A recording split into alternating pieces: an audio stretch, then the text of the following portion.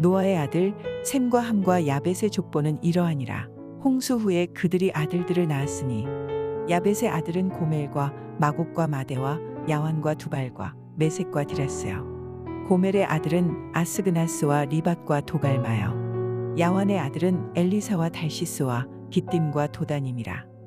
이들로부터 여러 나라 백성으로 나뉘어서 각기 언어와 종족과 나라대로 바닷가의 땅에 머물렀더라. 함의 아들은 구스와 미스라임과 북과 가나안이요. 구스의 아들은 스바와 하윌라와 삽다와 라하마와 삽드가요. 라하마의 아들은 스바와 드단이며 구스가 또 니므롯을 낳았으니 그는 세상의 첫 용사라. 그가 여호와 앞에서 용감한 사냥꾼이 되었으므로 속담에 이르기를 아몬은 여호와 앞에 니므롯같이 용감한 사냥꾼이로다 하더라. 그의 나라는 시날 땅의 바벨과 에렉과 아갓과 갈레에서 시작되었으며 그가 그 땅에서 아수르로 나아가 니누웨와 르호보딜과 갈라와 및 니누웨와 갈라 사이에 레센을 건설하였으니 이는 큰 성읍이라. 미스라임은 루딤과 아나밈과 르하빔과 납두임과 바드루심과 가슬루임과 갑도림을 낳았더라. 가슬루임에게서 블레셋이 나왔더라. 가나안은 장자 시돈과 헷을 낳고 또 여부스 족속과 아모리 족속과 기르가스 족속과 히위 족속과 알가 족속과 신 족속과 아르와 족속과 스말 족속과 하맛 족속을 낳았더니 이후로 가나안 자손의 족속이 흩어져 나아갔더라. 가나안의 경계는 시돈에서부터 그라를 지나 가사까지와 소돔과 고모라와 아드마와 스보임을 지나 라사까지였더라. 이들은 함의 자손이라. 각기 족속과 언어와 지방과 나라대로였더라. 셈은 에벨 온 자손의 조상이여 야벳의 형이라. 그에게도 자녀가 출생하였으니 셈의 아들은 엘람과 아수로와 아르박삭과 룻과 아람이요. 아람의 아들은 우스와 훌과 게델과 마스며 아르박삿은 셀라를 낳고 셀라는 에벨을 낳았으며 에벨은 두 아들을 낳고 하나의 이름을 벨렉이라 하였으니 그때의 세상이 나뉘었으며 벨렉의 아우의 이름은 욕단이며 욕단은 알모닷과 셀렙과 하살마웻과 예라와 하도람과 우살과 디글라와 오발과 아비마엘과 스바와 오빌과 하윌라와 욥밥을 낳았으니 이들은 다 욕단의 아들이며 그들이 거주하는 곳은 메사에서부터 스발로 가는 길의 동쪽 산이었더라. 이들은 셈의 자손이니 그 족속과 언어와 지방과 나라대로였더라.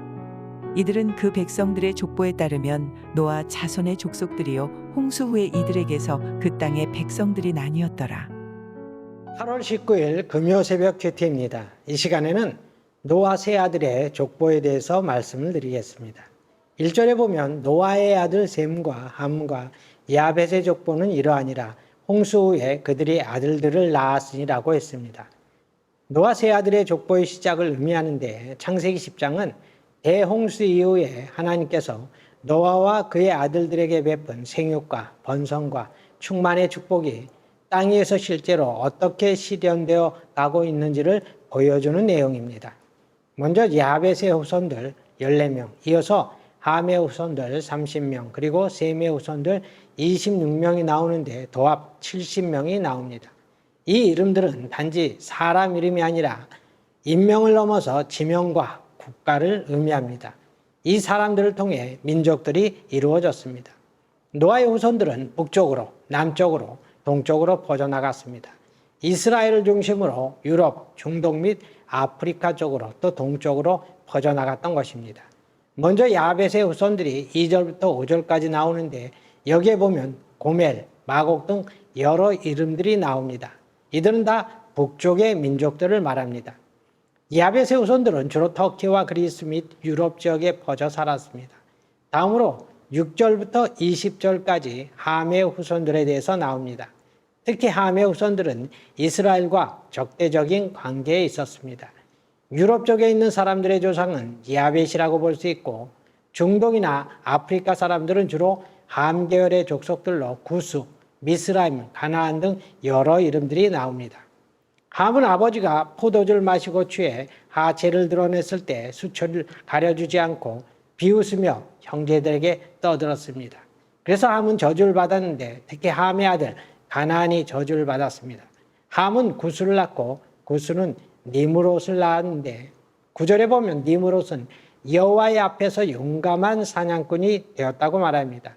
니므롯이라는 이름의 뜻은 하나님께 반역한다라는 의미입니다. 그는 고대 바벨론의 창건자이며 니느웨 성을 건축한 장본인입니다. 최초로 대제국을 형성했고 강력한 호전성을 지닌 폭군으로 하나님께 도전하여 바벨탑 건설을 계획하고 주동한 악한 인물입니다. 하나님께 반역한 문화의 끝이 바로 11장에 나오는 바벨탑인데, 이 바벨탑이 어디 있었냐면 10절에 나오는 시날 땅입니다. 니므롯은 하나님을 대적하는 악하고 교만한 자의 대표라고 할 수 있습니다. 그래서 그에 대해 성경이 여러 절에 걸쳐 기록하였던 것입니다. 21절에서 31절까지 셈의 후손들이 나오는데 엘람, 아수르, 아르박삭 등 여러 이름들이 나옵니다. 창세기 11장에 보면 바벨탑 사건 이후에는 셈과 함과 야벳 중에 딱 한 명의 족보만을 기록합니다. 그것은 바로 셈의 이야기입니다. 셈의 족보를 기록한 이유는 한 사람 아브라함 때문입니다. 하나님께서 어떻게 이스라엘 민족을 이루셨는지, 하나님께서 이 땅에 하나님의 나라를 이루시기 위해서 그 한 사람을 어떻게 택하셨는지의 이야기가 나옵니다. 아브라함의 족보가 그 이후에 계속 나오면서 결국 거기서 다윗이 나오고 아브라함과 다윗의 후손 가운데 예수 그리스도가 태어나십니다. 대홍수 후에 이 땅에 셈과 함과 야벳의 자손들을 통해 수많은 민족들이 나왔지만 결론은 둘 중 하나입니다. 니므롯이 세운 바벨탑을 쫓느냐, 아니면 아브라함처럼 하나님을 믿고 살아가느냐 있습니다. 우리 모두는 죄악이 간영한 이 세상 속에서 바벨탑 문화를 배격하고 믿음의 조상 아브라함을 따라 경건한 삶을 살아가므로 하나님께 영광 돌리는 성도님들이 되어야 할 것입니다. 기도하겠습니다. 우리의 힘과 소망과 능력이 되신 주님, 오늘날 죄악이 관영한 이 세상을 볼 때 주님 오실 날이 가까움을 봅니다. 우리가 이 땅을 살아갈 때 니므롯이 세운 바벨탑 문화를 배격하고 참으로 경건한 신앙을 가지고 믿음으로 승리할 수 있도록 지혜와 능력을 허락하여 주시옵소서. 오늘 하루도 주님이 기쁨에 되는 복된 하루가 되게 하여 주시옵소서. 모든 말씀 예수님의 이름으로 기도드리옵나이다. 아멘.